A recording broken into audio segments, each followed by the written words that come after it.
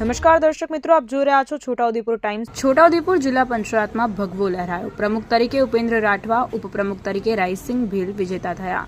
રાજ્યમાં તાજેતરમાં યોજાયેલી જિલ્લા પંચાયતની ચૂંટણીઓમાં વિજેતા થયેલા સભ્યોની પ્રથમ બેઠક યોજાઈ।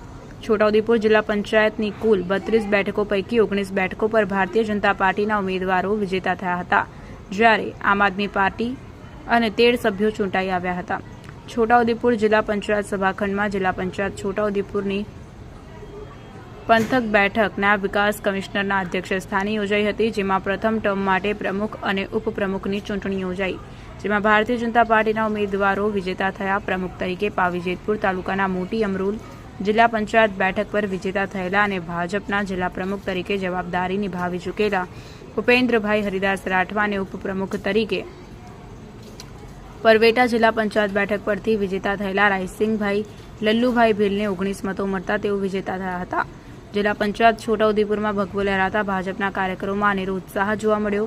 જીતના અનેરા ઉત્સાહ વચ્ચે કાર્યકરોએ મીઠાઈ વહેંચી ઉજવણી કરી હતી। છોટાઉદેપુર જિલ્લા પંચાયતમાં ફરી એકવાર ભાજપના સંગઠન બળ અને જનસમર્થનનો પ્રભાવ સ્પષ્ટ જોવા મળ્યો। આ પ્રસંગે છોટાઉદેપુર લોકસભા સાંસદ જશુ રાઠવા, સંખેડાના ધારાસભ્ય અભયસિંહભાઈ તડવી, છોટાઉદેપુર જિલ્લા ભાજપ પ્રમુખ ઉમેશભાઈ રાઠવા, પૂર્વ સાંસદ ગીતાબેન રાઠવા અને નારાયણભાઈ રાઠવા, પૂર્વ જિલ્લા પંચાયત પ્રમુખ મલકાબેન પટેલ સહિત છોટાઉદેપુર જિલ્લાના વિવિધ તાલુકાના પ્રમુખો, હોદ્દેદારો અને કાર્યકરો મોટી સંખ્યામાં ઉપસ્થિત રહ્યા હતા। આજે ચૂંટણી થઈ છે, તમારો 19 જેટલા સભ્યો ચૂંટાઈ આવ્યા હતા અને તમને પ્રમુખની નિમણૂક કરી છે, શું કહેશો? છોટાઉદેપુર જિલ્લા પંચાયતના પ્રથમ ટર્મ માટે પ્રમુખ તરીકે ભારતીય જનતા પાર્ટીએ મારો એટલે કે ઉપેન્દ્રભાઈ હરિદાસ રાઠવાનો મેન્ડેટ આપ્યો હતો અને ભારતીય જનતા પાર્ટીના 19 ચૂંટાયેલા સભ્યોએ ભારતીય જનતા પાર્ટીના ઉમેદવાર તરીકે મારી તરફેણમાં મતદાન કરી મને બહુમતીથી જીતાડ્યો છે।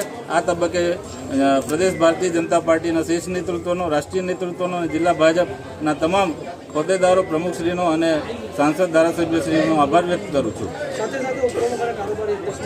ઉપપ્રમુખ માટે ભારતીય જનતા પાર્ટીએ રાયસિંગભાઈ ભીલનો મેન્ડેટ આપ્યો હતો અને રાયસિંગભાઈ ભીલને પણ ભારે બહુમતીથી ચૂંટાયેલા સભ્યોએ એમને જીત અપાવી છે। આમ આદમી પાર્ટીના 12 સભ્યો હાજર હતા અને 12 સભ્યોએ આમ આદમી પાર્ટીની તરફેણમાં મતદાન કર્યું, પરંતુ ભારતીય જનતા પાર્ટી કરતાં ખૂબ ઓછા મત થતાં એમની હાર થઈ।